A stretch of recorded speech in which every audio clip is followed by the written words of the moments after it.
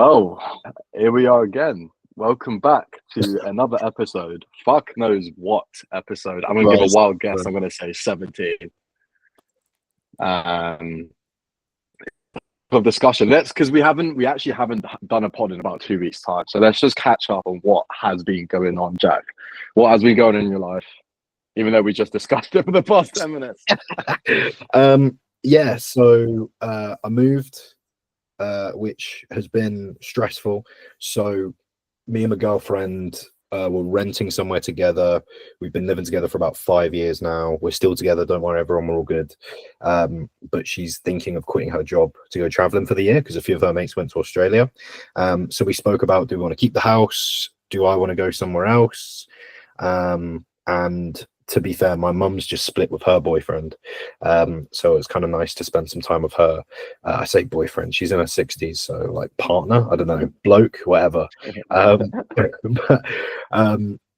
Yeah, so it's kind of come at a nice time. So the plan is basically we've both moved back home. King is with Chloe and her family, but obviously I'm here today to look after him. And so, yeah, it's working out. It's nice. We're kind of going to do it until it doesn't make sense. It's very weird for anyone who's listened, who's moved out and then moved back in, especially since I last lived with my mum half a decade ago. So it's proper weird to like now live with her. It's kind of like I'm not really a kid anymore. I'm kind of a roommate. It's very weird. It's nice, though. It is nice because like it's nice to see my mum. She's getting older. She's in good shape, so I'm sure she'll live for a while, but still it's nice to spend time with her. And then other than that, I've just been dieting my tits off. I went from 225, so 100 kilo, to 208 this morning, which is 93, something like that. Yeah, something like that. I don't know. What's that? 17 pounds down, and it's been 20 days or so. So yeah, I'm in decent nick, decently lean. I feel great. My food is miserably low. I'm pretty much carbless. But yeah, we crack on, man. We crack on. What about you? We'll start with the personal stuff. Just uni, basically. I'm in like my last crunch time, basically. I had 2 end of year exams. I've already had one. I got the results back for that. I passed, which is fucking fantastic. I handed in my last assignment like 2 weeks ago.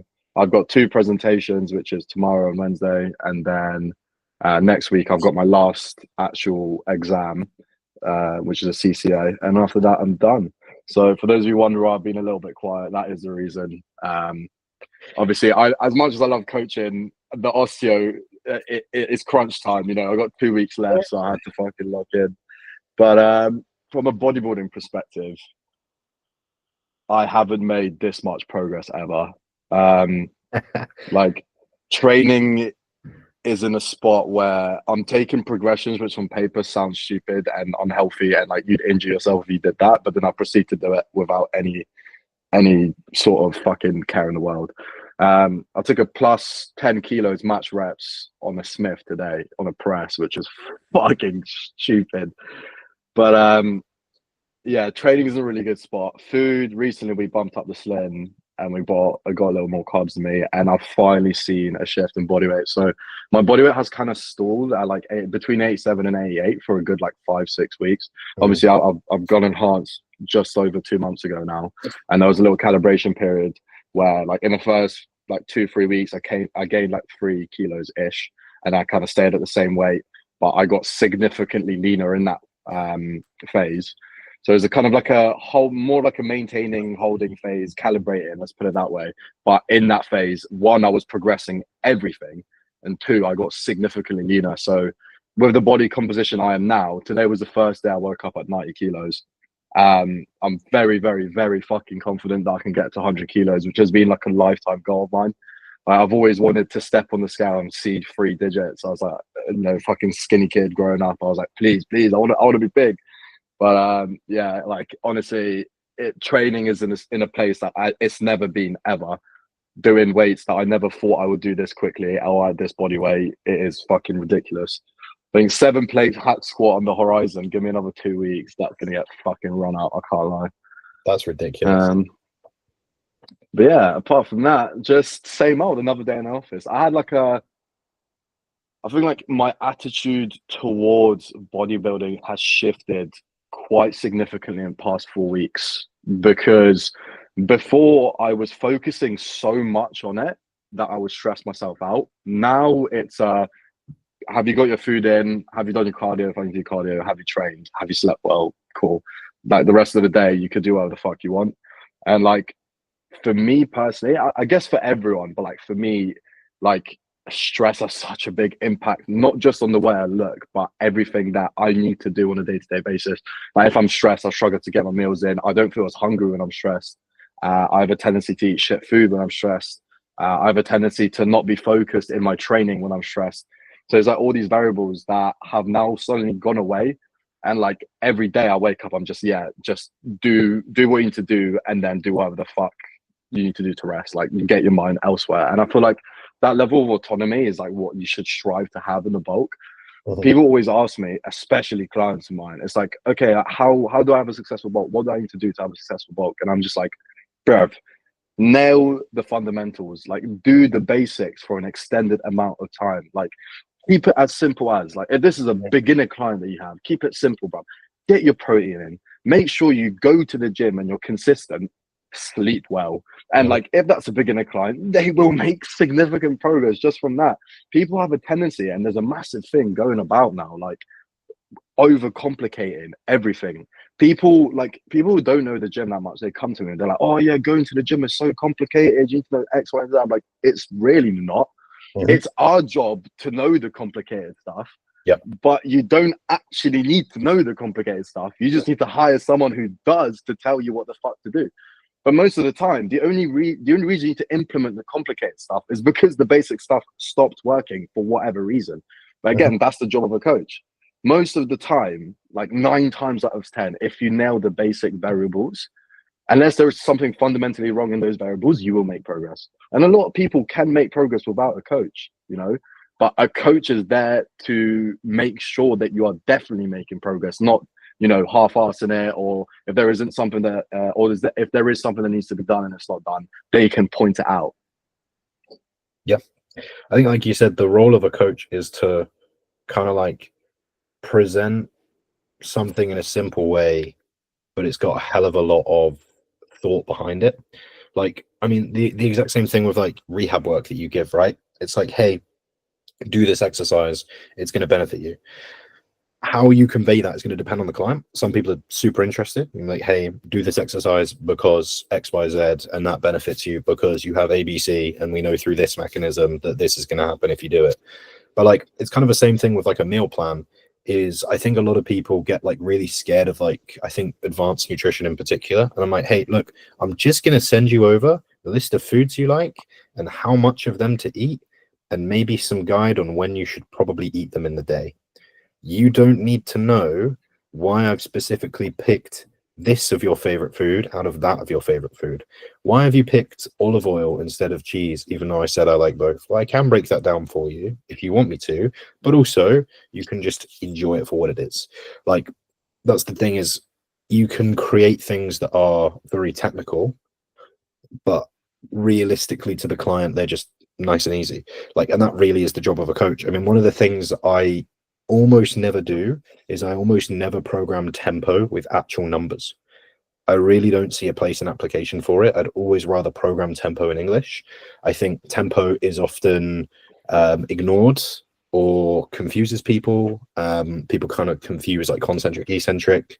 The difference between a 2 versus 3 second negative really doesn't matter. And again, the same thing with like a 1 second versus a 2 second hold in the contraction or the stretch. Hey, as long as you hold it, I'm happy. So usually I'll just say to someone like, move this in a slow and controlled way. Be quick on the positive, slow on the negative. Make sure you pause and stretch it. Like, just small, simple things like that. Someone doesn't need to know that I'm matching the resistance profile to the strength profile of their muscle as we're moving through a session. They just know, I pause this one here, I pause this one here, and that one isn't paused. Nice and easy. So again, like you said, the job of a coach is to make things simple, but ultimately getting into the gym is simple. And I think a lot of people get like perfection paralysis, where they're like, I can't eat my meal on time. So then they end up and they run to Mackey's, and then they're like they get a Mackey's in, and then they're overly full. They miss another meal, and then they order in something else, or they go fuck, and then they don't jump on the scale. Maybe they were meant to take pictures, then they don't do that, and then they're feeling off. So they go to the gym, and things don't quite land how they want, And it's so easy to like tumble yourself, and like, sometimes you just have to make the best decision that you have. Like, I've been moving this week. I have 5 meals a day. I don't have the time to get in 5 meals while moving, because it's been like 8 to 10 hours for the past few days of literally just moving shit solidly. So what do? I wake up as early as I can without fucking my sleep. Why? Because I still like my sleep. I'm going to try and get in 1 to 2 meals ahead, and then I'm going to try and get in 2 to 3 on the back end. And if I need to get out my Fitness Pal to swap something out because it's just too big and I don't want to eat that much, cool, I will. If my steps are a bit fucked, I might eat slightly less. If my steps are a bit fucked, I might make them up the next day. If I don't have all the time to train, which I didn't, I was like, right, took my girlfriend to Pure Gym, did a 4-body session, 2 sets per muscle. It's like, right, it's something it will do, Like, while she's doing her like lower body stuff, I'm just going to crank out a 4-body. I was just kind of looking around the gym, and I was like, right, what's free? What do I want to train next? What do I want to stack? Low-key, yes. But yeah, like just trying to like, fuck around and play about. I was like, I wasn't trying to be perfect. I was like, right, okay, I'll do a conventional deadlift because fuck it, I haven't done that in a minute. And then I'll go into an RDL, and that will just do for hamstrings and a bit posterior, But again, I think a lot of bodybuilding or training in general is just going, I can't be perfect. So what can't I do? And what's the next step down from that? Like, if I haven't got my meals prepped, then I'll just run to the shops and buy some cooked chicken, or I'll buy some tin tuna, or I'll buy something, But I think too many people just go, oh, I'm off. So then I'm all the way off, Mm-hmm. Yeah, something that you said I want to touch upon. So it's like perfectionism, and like you mentioned food, and the same thing applies to training, right? I had a client, shout out Zaid, who is talking about how he really wants to dumbbell press the 32.5s, and he's on the 30s now. And he was like, oh yeah, no, I have to like limit my ego in the gym because I want to move the 32.5s, but I don't have the muscle to do it yet. So I should just drop down to 25s and reset and do better form. And I had to think about that, and I was like, right, okay, let's break this down.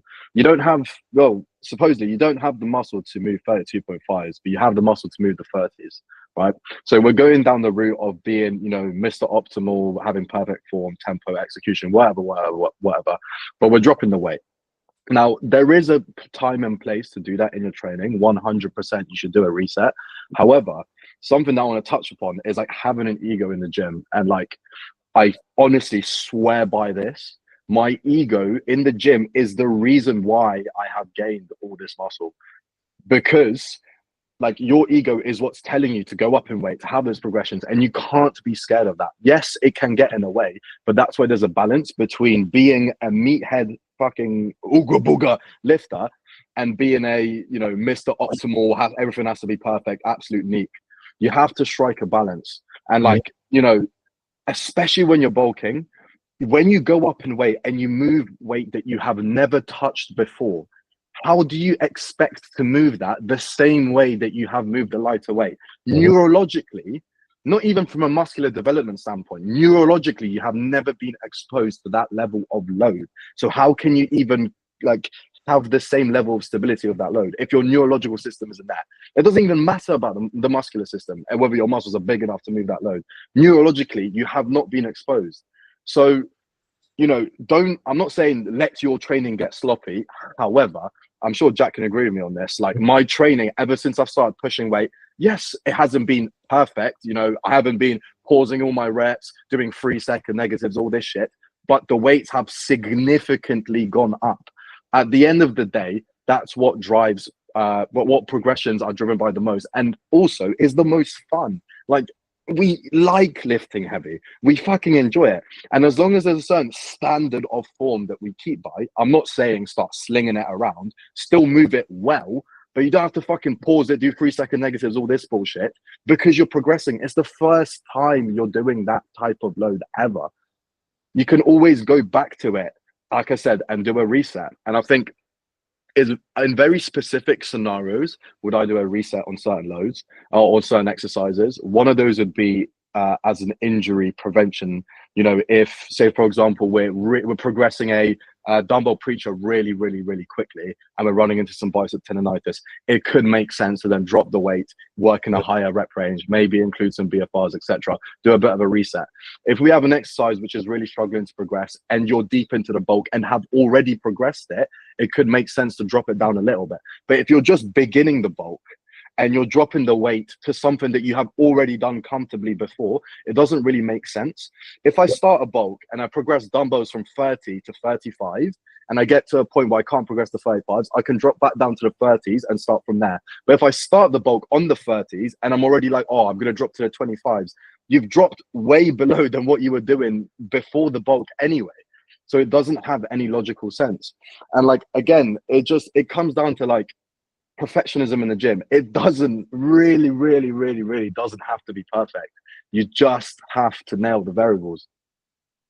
Yep, exactly, man. Like you said, you do kind of need to back yourself a little bit in the gym and have a little bit of, like, I think you need to be confidently detached from yourself, right? You need to kind of imagine that when you look at your lifts or when you're deciding what you're going to do, you need to detach yourself from like how you feel on the day and that it's you. You need to look at it from an external perspective, and you need to look at it from an optimistic perspective. Like, I have a lot of lifts, particularly pressing, because I'm a decently strong presser, that I'm just like, there's no fucking way. Like, I look at like the first time I touched a 60-kilo dumbbell, I was like, there is fully no way. Like, I'm not capable of this. That's ridiculous. Like, that's actually really impressive. There's no way I can do that shit. But I had to back myself, and I had to be like, right, why can you not fucking do that? You got 55s for a decent number of reps. I filmed it, I saw it. If a client sent me that, I'd be like, dude, get the fucking 60s going. But because it's me, it's very easy to be like, oh, but that's stupid. Like, I still think of myself as the same guy who like joined the gym when he was like 16. And it's like, that's impossible weight. I don't know people who can lift that. The people who can lift that are a lot bigger than me. That doesn't make any sense. And I'm like, well, just fucking do it. Like, you know, you can just take it. And that's the thing, you do have to have a little bit of an element of like backing yourself. If you reduce the weight, you need a reason to. And it's kind of like with Zaid there, like, it sounds like Zaid's reason was like self-doubt. He's like, I've analyzed how I look and I've decided that I'm not good enough. And it's like, well, you know, you want the 32s. Did you take the 27s? Yes. Did they move okay? Yes. Okay, then go for 30s, you know? But I think there comes a time where you just have to say, like, there is no reason that I cannot hit that. That's where the accuracy has to come in. And you have to be like, look, that was a good set. It goes both ways. I think, you know, sometimes I've hit a lift and I'm like, that was dog shit. Yeah, no, that's not going to happen. Yeah. But you also have to look and be like, well, it wasn't ages off, you know? And like, it's very easy. Like, the longer you train, the more scary your lifts get. Like, for me, a standard RDL now is 4 plates. Man, I don't fucking do that. I don't do 4 plate RDLs. You get me, bro? Hear that. I hear it. It hurts. Yeah. It sucks. Like, you unrack it and you're like, really? Like, am I actually about to do this? And it's like, what's next? 5? Fuck that, dude. But like, that's the thing. Like, as much as I'm like, fuck that, also like, yeah, that's hype. But you know, you need to get to that point. Like, I'd love to do a 3 plate or a 2 plate RDL some days. Not every day, don't get me wrong. But like, sometimes you get in the gym, especially when you're tired and you're dieting. 2 plate RDL sounds so good. Like, right now, I'm not in the mood to train. So if you threw me in Norton right now, I'd go and do a 2 plate RDL happily. But like, I've got to train legs in 3 days time, and it's RDLs, and I've got 4 plates, and I need to beat 9 reps. So either it's going heavier or I'm getting 10. And like, there's no reason I can't get like 10 reps. If it was a dumbbell curl and you got 9 reps and you move 5 kilos, you'd be like, yeah, I could get 10 reps. But as soon as the weight gets to a certain point, you get these weird mental barriers. And like, the only way to like prove yourself wrong is to just prove yourself wrong. There was a good phrase I saw from Louis Blackmore that I don't think is his. But I'm going to try and remember it now, and it's starting to fade from my brain. It was when he had a recent surgery on his shoulder. And I think it was something, was it both? Yeah, it was both. I won in both. It was something along the lines of like, the hardest way forward becomes the way, or the scariest way becomes the way. basically along the lines of like, whatever you don't want to do is exactly what you need to do. And like, I think about that a lot when I train. I'll be like, right, what's the scariest thing I could do right now? Is like, and that's not always add 10 kilos. Sometimes that's just progress it. Sometimes that's like progress it with a pause, add 3 reps. Wouldn't that be fucking scary if I added 3 reps this week? Fuck, I got to add 4 next week. Like, sometimes it's very easy to be like, oh my God, I've got to progress this lift. Let me hold back. And it's like, no, give yourself something that's scary. You know, like, don't shy away from it. But yeah, you do need to back yourself a little bit. And like, I think the stronger you get, the easier it gets to disconnect from like what you can and you can't do. Because if you know you're strong, you kind of know you're strong. Do you know what I mean? Like, I feel more confident now with like, I think I'd feel more confident chasing the 70 dumbbells than I did chasing like the 40s. Because when I chased the 40s, I was like, dude, that's strong. I'm not strong. I can't do that. But now I've pressed the 60s. I'm like, okay, I'm actually kind of decently strong now. I'm doing some shit that is impressing myself. Like, fuck, let's do it. You know, let's go for 70s. Like, it makes it easy to do more things. I mean, pressing is my main one. Like, I benched for like the first time in ages, and I got 3 plates for 3. And like, I never would have had the balls to put 3 plates on before. But I put 3 plates on because I was like, well, fucking, like, I'm a decently strong presser. Let's just see what I get. Like, I've dipped 3 plates as well. And I was like, just see what happens, innit? But that's the thing. You have to be quite objective with yourself. I'm not like, I couldn't do a 3-plate pull up, but I know I can do a 3-plate dip. But yeah, I think you're right. You have to just back yourself and just say like, there's no reason I can't. So just go straight through it, run through the number.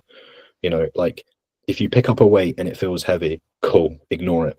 Just push back harder. Like, that's also, to be fair, that's also a mindset that I've had, is like, when you hold a weight or you feel a weight like through your feet, your hands, whatever, just push back harder. Like, the harder it pushes against you, the harder you push back. Like, if I'm holding a really heavy dumbbell, the amount of like pressure I'm putting through my hand, like, I'm like, none of me is relaxed. Like, all of me is like tense because I'm like, right, this guy's gonna be stubborn. Do you know what I mean? Yeah. Literally, something that you said to me when I was cutting. I think I sent like a set, and I went balls to the walls. It might have been the hack squat, and you said controlled. Fuck it. Like, that is literally it. Like, there are certain sets, like big hitters. I'm talking RDLs, any hinge, like leg presses, fucking compound leg movements, rows, presses. Like, you have to have a certain level of controlled fuck it. You have to just say fuck it and do it. Yeah. Like, your attitude when you go into it has to just be able to cut out all the white noise and just to do it. And like, this is my first like proper bulk where I've really tracked everything meticulously, my training, nutrition, everything, etc. And like, I don't know, like, doing those sets and going into uncharted territory, like, it's scary, but it's so fucking rewarding. Like, I want to, and I have been looking at my logbook, and I'd be like, oh yeah, what do I need to do? Seeing fucking 250 kilos on a hat, being like, oh my fucking days, I have to progress that. Like, I get satisfaction out of looking at my logbook and genuinely feeling sick in my stomach, like, before doing a set. It's like, I don't know if you saw last week, because I've had a bit of a hip niggle, so I've been quite cautious with my RDLs. But I was like, fuck it, I'll slap 160 on, and I made it look like fucking, like, literally child's weight. I made it look like victim weight, bro. I looked back at the set, I was watching that, and I was like, I'm like you said, I'm genuinely terrified of myself. Like, how is this even, these progressions are even possible, bro? Yeah. And like, unless you chase it, you're not gonna have that feeling. You have to chase it, and you have to cut out the doubts, like you said, because you don't want to be held back psychologically. You want to be held back musculoskeletally, if that's even a word. You want to be held back by your muscles, not by your mind. And I feel like, on the topic of that, actually, I feel like developing your mind in bodybuilding is done with cutting phases, because that's when you're really tested mentally. Is when you still have to progress when you're in a deficit, and God forbid you get a prep. Like, that is fucking mentally challenging. And having gone through my first prep now, like, bulking, like, it is like mentally just so chill. It is like, you can sit back and do your weights and have a little bit of fluff. Like, there was a portion like probably like 4 or 5 weeks ish after I went enhanced, and do you remember me telling you I was like, I just don't want to get fat. I'm scared. Like I got this stigma about putting a little bit of body fat on, and as soon as that went, like everything started progressing. Literally, it's just like your psychology is such an important yet underlooked factor within your training. Like Mhm. how you mentally prepare yourself for those big hitter movements. Like I'm a very loud, obnoxious cunt in the gym. Like I would say that outright. I am fucking like screaming, grunting, being a little pig, like whatever you want to call it. But that's what gets me in where I need to be mentally to do that set. It doesn't matter what you do for those listening to get yourself in that position, whether you go dead silent and stare at a bit of a wall, whether you start fucking barking, whether you start grunting like a pig, it doesn't matter. But get yourself where you need to be psychologically before your set. Don't just be thinking about what you're going to have for dinner later and then go and do a fucking leg press. Like, make sure, sit down, look at the weight, get that feeling in your stomach, the butterflies, the feeling of sickness, to be like, I'm about to move this weight the best of my ability, and then go and fucking do it.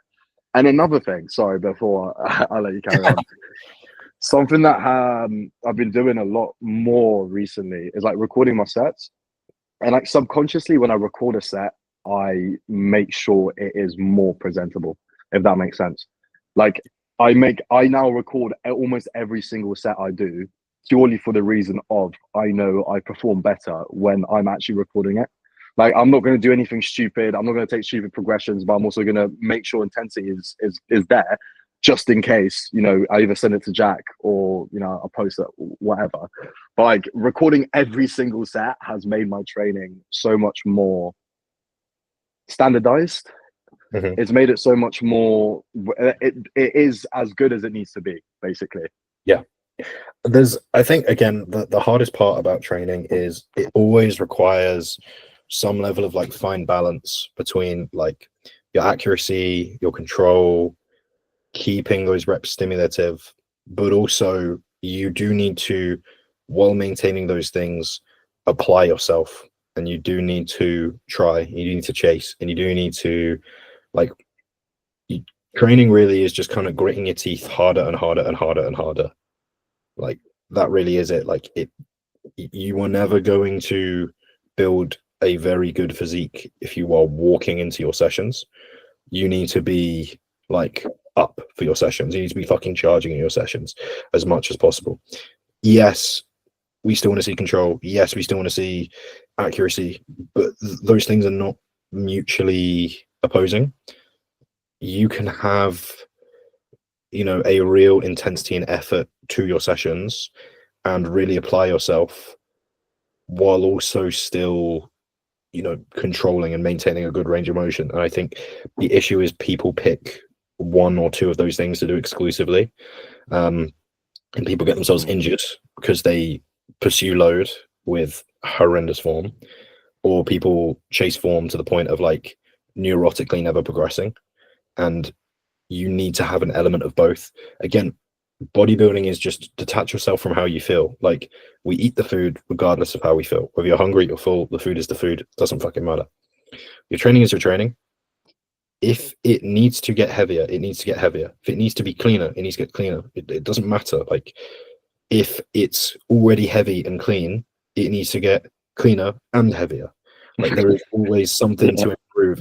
Like that's the thing, is like it's really about like, and I think the advice is kind of, it differs person to person, because I can see people on both sides. Like I know people both sides who listen to this podcast who just abuse load, treat like a bell end. I'll be like, bro, you need like half of what you're doing would be amazing.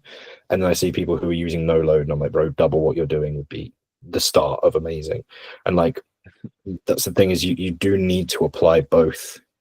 And like it doesn't matter. Bodybuilding is very objective. It is very, this is what your body must undergo in order to grow, and that doesn't really change. It just is, and you just have to do it.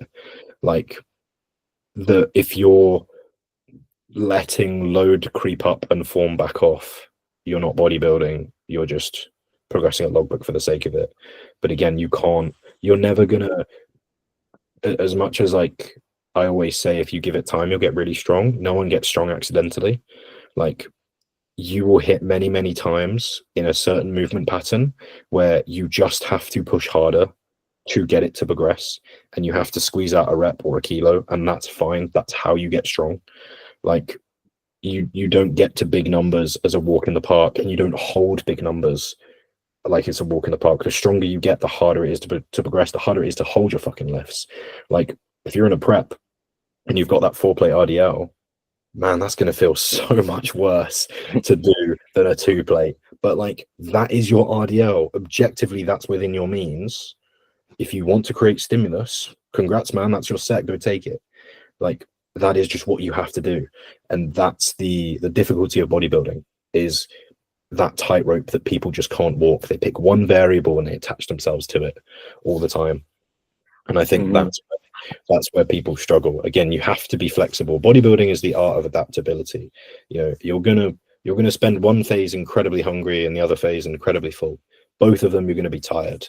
You know, like, there's a great quote from Dr. Mike, which I like. There's a few of his that I like. There's not much he says that I'm a big fan of, but he has got a great quote, and he says, it's something like, he was talking about, like, are you ready to be an athlete or a bodybuilding athlete?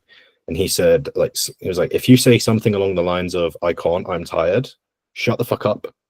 You are an athlete. Your existence is being tired. You are always tired. If you're an athlete, you are always tired. You are tired of your meals. You're tired of eating too much. You're tired of not eating enough. Either you're tired from dieting or you're tired from your training. You are going to be tired. That's just your existence. And that's fine. Because the only time you're not tired is when you're training or when you're asleep. And those are very limited windows. And when you're not training, guess what happens after? You feel tired. When you're asleep, you're asleep. Guess what? You wake up, you're tired. That is bodybuilding. You are never going to feel amazing, right? There will be moments of it. But while you are grafting for something, you are always going to feel slight levels of discomfort. So just embrace it. And like 100%, like, coaching and bodybuilding wise, I've been tired for a very long time. Like, I can take a deload, my workload will just pick up. I will just be tired, but that's fine. I'm not going to bitch and moan about it. I'll just crack on. But like, that kind of is, I think the essence of these things is, like, the more stuff you do and the more impressive you get, just the harder it is. But that doesn't make it not fun or exciting. That just is what it is. You know, at its very heart, it's difficult. The longer you do it, the more difficult it gets. The better you get at doing it, but it also gets more difficult, and you just have to crack on. Yeah, you got to understand, like, as a bodybuilder, your body is constantly in a state of change, regardless of what phase you're in. You are changing on a day-to-day basis. So if you're facilitating change, you're bound to have the symptoms that come with that. If you're getting bigger / if you're getting leaner, the symptoms that come with that are going to be present, because it's happening physiologically every single day, every single hour of the day. Your body is fucking changing. It's under so much stress from the training, the food, regardless of what phase you're in. So like you said, it's inevitable that you're going to feel tired, you know. But then again, I think you develop experience from going through successful phases, and every phase you go through, you get better and better and better at bodybuilding. Like, that's why I always say, especially to my clients now, because some of them are looking to compete, I'm like, please do a prep first without stepping on stage. You have never ever been that lean before, like stage lean. Again, I'm pretty sure we said this multiple times on this pod, but like, stage lean is a different fucking level of lean. Like, how can you? I can't even comprehend experiencing a hypo for the first time and then stepping on stage 6 weeks later. I don't know how I would be able to shift through that psychologically, knowing that I am that fucked on a day-to-day basis, and I have to step on stage naked and pose in front of bright lights. Like, I always say, go for a prep first. And especially as well, because I've got a client right now who I have had to sit down and be like, look, I had to give him a bit of a tough love and be like, I think you could be bigger before stepping on stage. I think you have the muscle, and if you really wanted to do it, I will coach you for it. But I do think you could really benefit from having a really successful gaining phase. This is a client who came to me, and he hasn't really done a proper gaining phase in his life. He kind of bulked for like 2-3 months, then cut for like 6 months, bulked for another 6 months. Not had like proper phases where he's had like put on like genuine tissue. And I said to him, I was like, you could step on stage now, but I don't want you at the end of it to be like, oh, do you know what? I could have been bigger, or I could have done better, or to say, do you know what, Camille, we should have done a proper gaining phase. The phase you are in right now is set up by the previous phase and how successful that phase was. If you have a really successful gaining phase, it will set you up to have a really successful cut. If you've had a shit gaining phase, haven't put on much muscle, haven't really cleared the niggles and the injuries that you might have gained, and you go into a prep, it will be a very, very difficult prep to manage, not only for you, but for your coach as well. Yep. So setting yourself up from phase to phase is fucking crucial. That's why we do things like pre-prep diets. That's why we do things like maintenance phases, even for enhanced athletes in terms of their health, but also for natural athletes as well. If you have injuries, if you just need to maintain because of stuff that's going on in life, like these are fucking crucial phases because you need to set yourself up correctly. And if you don't, and something happens, like, do you understand how volatile a prep is? Like, if one minute thing goes wrong, it could spiral completely out of control. That would end up in either the client not stepping on stage, or developing an eating disorder, or fucking quitting bodybuilding. Like, prep is so volatile, and as a coach, you need to manage it effectively. And one of the best ways to set yourself up to have a good prep is to have a really good bulk. Do you know what I mean? Yeah, man, exactly. I think, like you said, the best way of kind of describing bodybuilding is your body is always undergoing adaptation. It's always under stress. It's always doing something. Like, you're just constantly building tissue. And I mean, the name of the game of bodybuilding is you're trying to get like the fastest adaptations out of your body. Like, this is a process that your body has that it's intended, but not to this degree. Like, if you think of like humans as like these creatures that are just like designed to survive, like most of the mechanisms we have now are like aimed to keep us alive and surviving. And building muscle is to some extent an extension of that. Like, we build muscle so that we can like stay alive, right? If we think about ourselves like running around the fucking the fields, whatever the fuck, like caveman era, right? Fighting whatever, like rabbits and badgers because it's the UK, right? And if you think about like a bodybuilder, like, people don't just naturally get to that physique, even natural bodybuilders, without like we're basically like, I guess to put it in ways, like, I view bodybuilding as like, we've seen an exploit where we're like, hey, the human body does this really cool thing. Why don't we just kind of like continually trick it into doing that? And we just pursue the greatest ways of doing that, because building muscle really is just a response to like, hey, I'm too weak to do a thing. Why don't I do that? It's just a response, just an adaptation. And we've decided that that's quite cool, and we're going to lean into that as much as we can. But you're not really, the human body isn't really happy or comfortable in a state of like chronically building muscle all of the time. If you look at most people's bloods when they train, like, inflammatory markers are ridiculous, like CK, creatinine, those things are fucking through the roof. You've got potentially, I mean, there's a little bit of pushback on like high protein diets as well.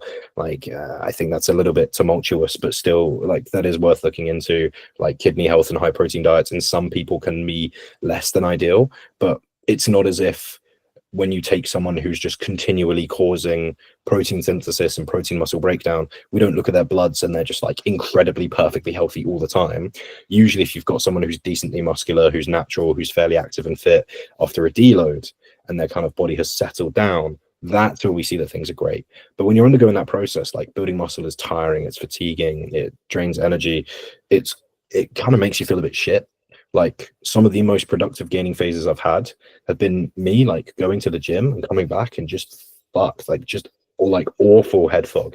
And like, that's the thing, is when you're an athlete, like Dr. Mike says, there's just gonna be elements of like, you just kind of feel crap because you're forcing your body to do something all the time that it's not exactly gassed to do all the time. It'll let you, but also if you think about how hard it is to build muscle, it's, you know, quite an uphill battle. It's not as if the human body is quite happy gaining 100 pounds of tissue. It takes a long time, it takes a lot of effort and a lot of consistency. So yeah, but I think again, like, that's kind of part of the fun of bodybuilding, like you said, is like the off season is where like you build a lot of tissue, and then the prep is like where you really get to push yourself. And I think in order to kind of be interested in this sport or hobby or whatever you want to call it, you have to have a little bit of like sadism or like willingness to push through some shit that other people really don't want to, for the sake of like just kind of enjoying the process. You've got to be on the spectrum to do bodybuilding. Yeah, it's an interesting one, isn't it? I mean, it's like you definitely have to be like not quite right, don't you, in order to like get away. I agree. I completely agree. I was, ever since you said that at the climb meetup, I was thinking about it. I was like, yeah, like in order to be a successful bodybuilder, you have to have something wrong with you. Oh yeah, 100%. Like, it's a very weird obsession to, you know, take it that far and to like dedicate your life to something. But again, like I think for a lot of people, it's not necessarily like bodybuilding in terms of like the stage and getting a tan and like, you know, being super lean for a day. I think it's the everything else that comes alongside. I think it's the constant, like, for me, one of the biggest appeals about bodybuilding is just like when the gym really clicked for me was when I was sat there in the sixth form, surrounded by my mates, eating out of Tupperware, and I was like, in 6 months' time, all right, in 6 months' time, I'm going to look different. In 6 months' time, everyone else in this room is going to look the same. In a year's time, I'm going to look even more different. In a year's time, they're going to look even more the same. Like, there is something, it turns the passage of time into something really beautiful. Like, where if I look at myself at like, if someone hasn't seen me since I was 18 and they see me now, they're like, what the fuck? Whereas if I see them, I'm like, you got a beard, nice, you know. And it's like just that, like, I got biceps. it's like just that kind of, that like pursuit of being able to like make something work. It's kind of why I like coaching as well, because like the longer you coach, the more transformations you get, the more people you help, the better you get, the more confident you get, and like the higher level athletes you work with as well, which is all part of the fun as well. Like, there's just progress to it. It makes life not something that just happens to you, but like it makes it something that is exciting. I think a lot of people are like scared of the idea of aging, right? If I said, hey, like, do you want to age 5 years right now? They'd be like, oh my god, no. But like, as much as like I enjoy the process and I enjoy where I am, like part of me would be like, yeah, I kind of want to see what I look like in 5 years. Like, where's coaching at? Where's bodybuilding at? Like, fuck, man, that's a really cool concept. Whereas like for a lot of people, I think if they're not into the gym, 5 years is like, oh my god, that's 5 years of my life. I'm closer to dying. I'm at the same dead end job. Like, I look the fucking same, or I'm worse. I'm out of shape. I'm worse than I was, or like whatever. You know, I think just that like ability to see time move, particularly when like you get to our age, where like most people when they're getting older, they're only really going to look the same or worse. Whereas like me and you, if we compare like how we look in our 20s versus like in 5 years time, still in our 20s to be fair, then you know you'll be able to see like that progression. Whereas like if you look around at like your mates who don't go to the gym, they're just going to look pretty much the same or a little bit shitter. And like at uni, I really enjoyed that, because most people would come back from uni like kind of skinny or really out of shape, and I'd come back like fairly jacked, and I was pretty happy. I was really gassed about it. But yeah, I think the reason I started going to the gym was because of a breakup, but the reason I have stuck with the gym is because of a crippling fear of being the same person that I was yesterday. I've always had this, and I've always been like that. I've just like, ever since I hit the age of like 16 or 17, I was like, oh my god, I'm already this old. I haven't achieved anywhere near what I want to achieve. I don't look like this. And like, I have a crippling fear of being the same person that I was before. And I get, like you said, a lot of satisfaction out of when people see me. They're like, oh my god, Camille, you've changed. You look so much different. But going back to the topic of like bodybuilding and health, what was really interesting for me to think about was someone said to me recently, and they were like, so you do all this in your spare time. You hammer the gym, you force feed yourself, and then you starve yourself. You take steroids. You do all this. Like you sacrifice your health for the sport, like while you're doing it. And it made me think about the health aspect of bodybuilding in terms of like, pushing your body to the extremes and doing steroids, etc., etc. But I thought about it. Mhm. Yes, bodybuilding is unhealthy inherently. It is. But we are also or majority of us, I should say, not all of us, but majority of us are also very much more health conscious than the average individual. When has the average Joe ever went to do his bloods? Like, Yep. literally never. And, yes, taking steroids obviously is gonna, have a big impact on your organs, it's gonna have a big impact on your even your personality, how you are, etc., etc. But to Mhm. me, I am so much more health conscious now. I take my blood pressure, I do my bloods, I do my cardio in the off season. I never did that before, ever. Mhm. And I have all these metrics in place to keep me healthy. And thinking about it now, if I never went to the gym compared to me going to the gym now, like I am healthier. 100% without a doubt, I am healthier now than if I had never gone to the gym. Simply because I would be going out to the pub, fucking doing drugs, doing things that are far more unhealthy for me than going to the gym. And I wouldn't be health conscious about it. And suddenly you get to your 30s, you go to the fucking doctors, they're like, oh, you got thyroid problem, your kidney's failing, your liver's fucked, mate, like all this shit. Yep. And like you don't realize this until you get much older. But like I'm so glad I became health conscious now. And especially with the steroids, now I am so like on it with my own health because I know I'm using performance 100 drugs and I need to be on it with my health. And I make sure to do everything properly, in terms of dosaging, in terms of doing the blood work, etc., etc., etc. And I think that's actually made me healthier in a sense because I'm now actually looking after it. Mhm. Definitely, man. Yeah. I think it swings and roundabouts because, like, I mean, like you can always just argue, like, what if you had all the habits you had now, but you were natty, and then you would be healthier if you didn't prep and you were natty. But like, 100%, that agreed. I think the one thing that like I always kind of do with bodybuilding and encourage with all clients and like everyone is just like be transparent with your own body. Like, look at what's happening. Like, look at what you're doing.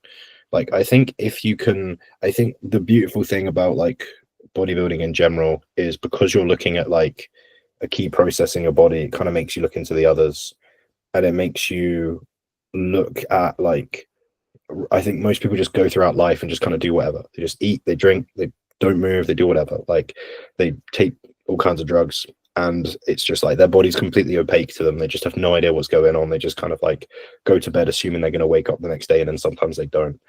And like when you're bodybuilding, like, yes, there's always better ways to do things. Like, yes, you can go and get like an ECG.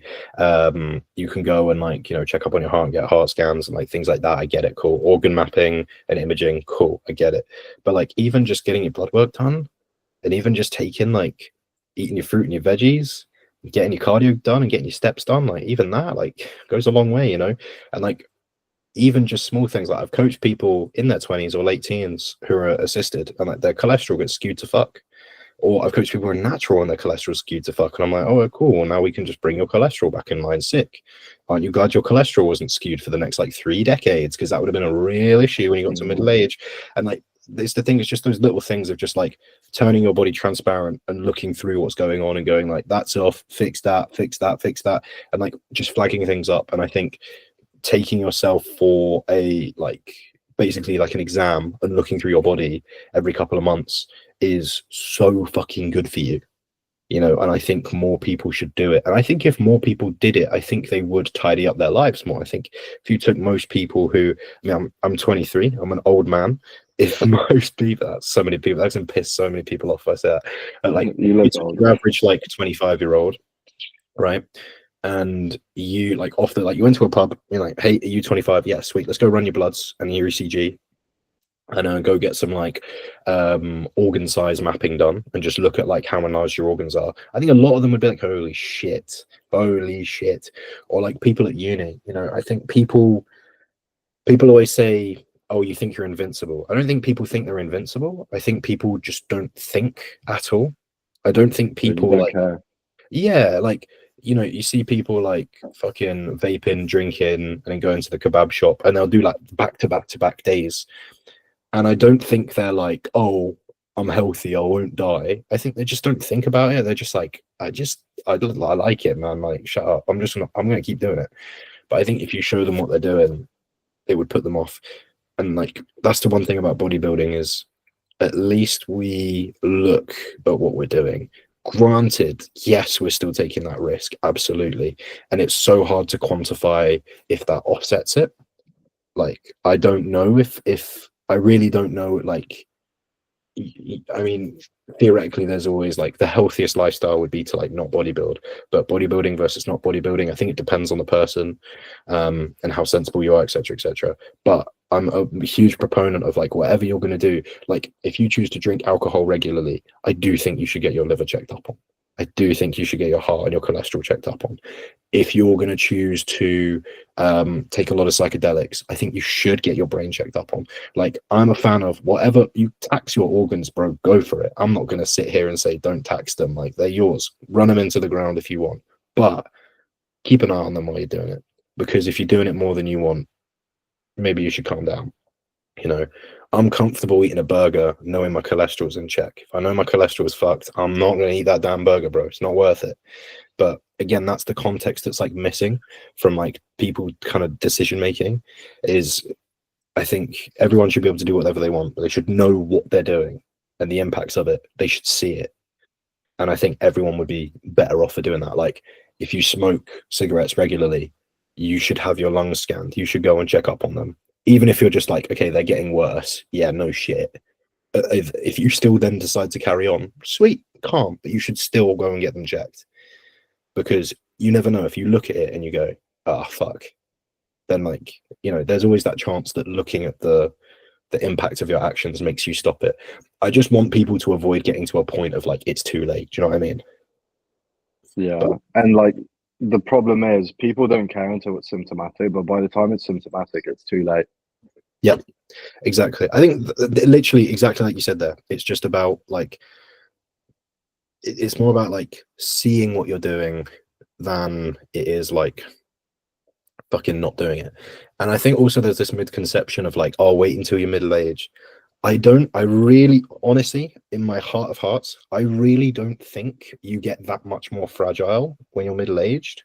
I really think it's cumulative damage. Like, for so many things. If you live like a bellend in your 20s and your 30s, that's 2 decades, right? When you're 40, of course you're going to be fucked up. Like, are you kidding? I think just when you're like, you kind of get up until your 20s, like you're a kid. So you don't really have the opportunity to fuck yourself up too much. 20s and 30s, you get let off the rails. 20s are like most people's party years. They build bad habits, they keep them in their 30s, and then like in their 40s and 50s, they're like, oh, what the fuck? I used to be able to get away with this. Nah, man, you just didn't see the damage you're accumulating. Like I said, like I've seen lads like, holy shit, my hay fever's kicking in. Fucking hell. My lips are nuts. Oh, that's so itchy. But I've seen lads in their 20s with skewed cholesterol. And it's like those people, if they didn't know, would probably like keep on doing what they're doing, gets like 35, 45, and then be like, oh, I've had a burger a week all my life. Why am I fucking hell, middle age? Like, nah, bro. Like, every time you've done that, we can see your fucking LDL raised. Do you know what I mean? And like, that's the thing. I really think, like, I think just the older you get, I don't think it's like suddenly your actions like fuck you. I think it's just that you cumulatively built this bed and now you're forced to lie in it. Like, if you didn't go to the gym, your muscle is going to slowly waste, and you do that over decades, and you get to the point where you can barely lift a leg when you're 60. And it's not because you're 60, it's because, yeah, for fucking 3 decades you didn't do anything with your legs. Do you know what I mean? Mm-hmm. What do you Yeah, reckon? 100%. Yeah, I think, like I said, it all comes down to like people don't care until it becomes a problem. Yep. And by the time it's a problem, there's little to nothing that you can do about it. And like you said, people are misinformed, are uneducated, and the reality is, like, especially in Wales, but Germany and the UK, you go to the GP and they're not going to tell you to take initiative and look after your own health.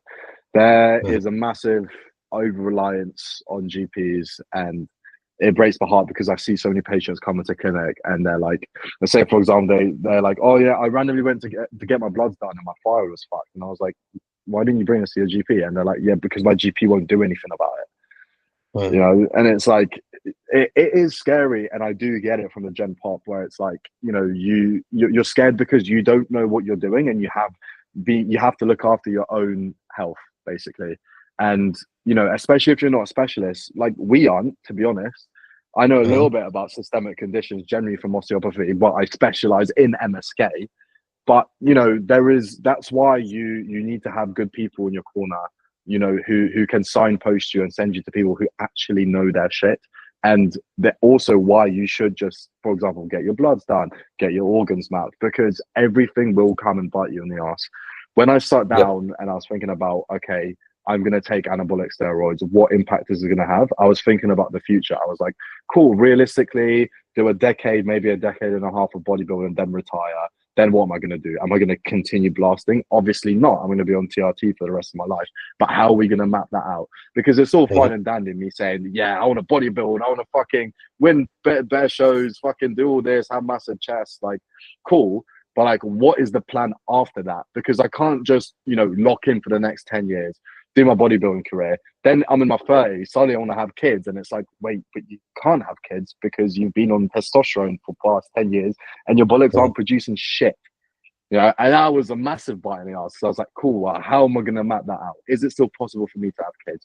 Okay, cool, freeze your sperm. And then once you're educated enough about it, you put things in place to kind of minimize the risks. And you're never going to minimize the risks completely. But if you're aware of what the fuck is going on, I'm going to use the word perspicacious because it sounds really cool. If you're aware of what's going on, then you can actually do something about it.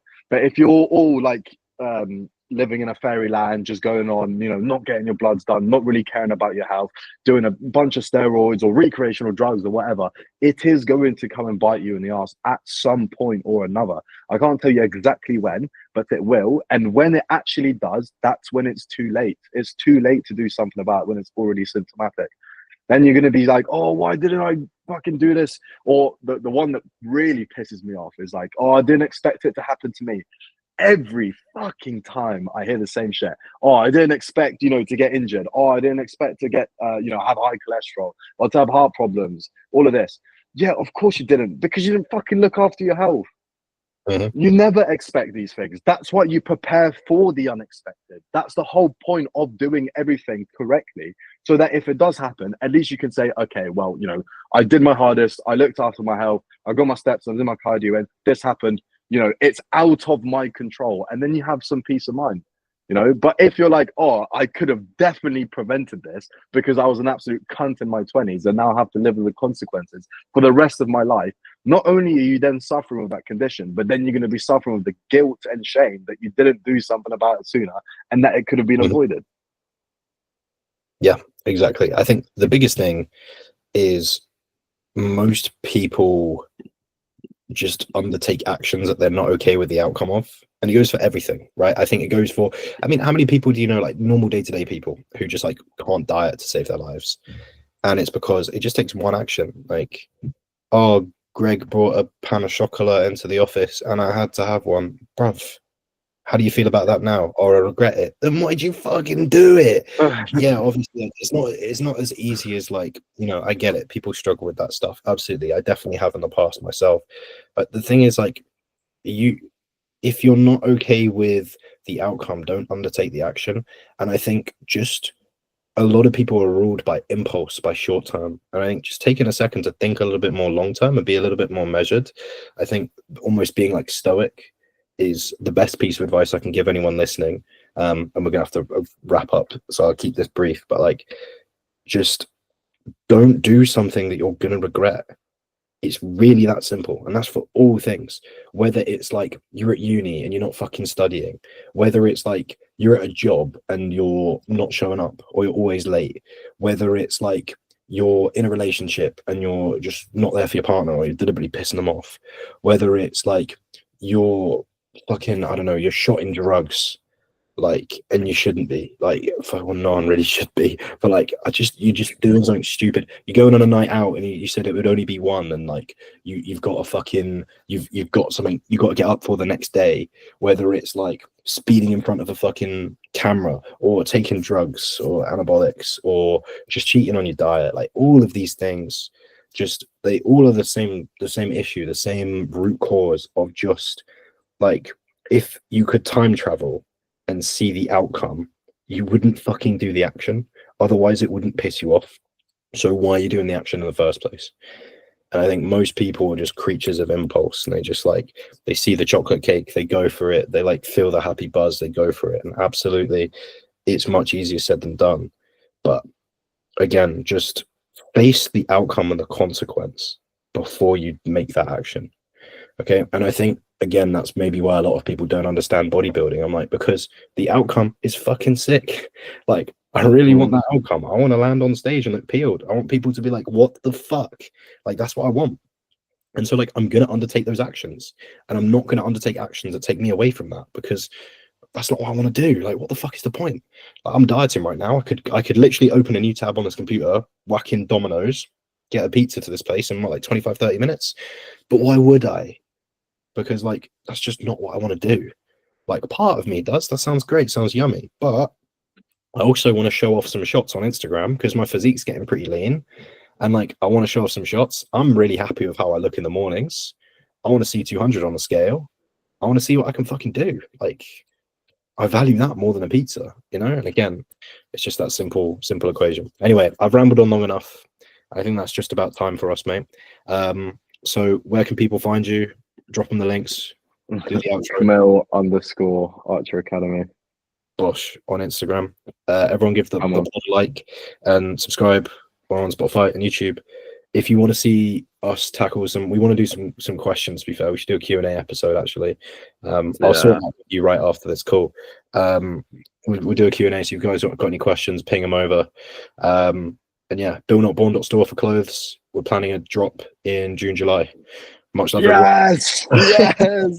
Yes! Right, cheers, everyone. Have a good one. See you.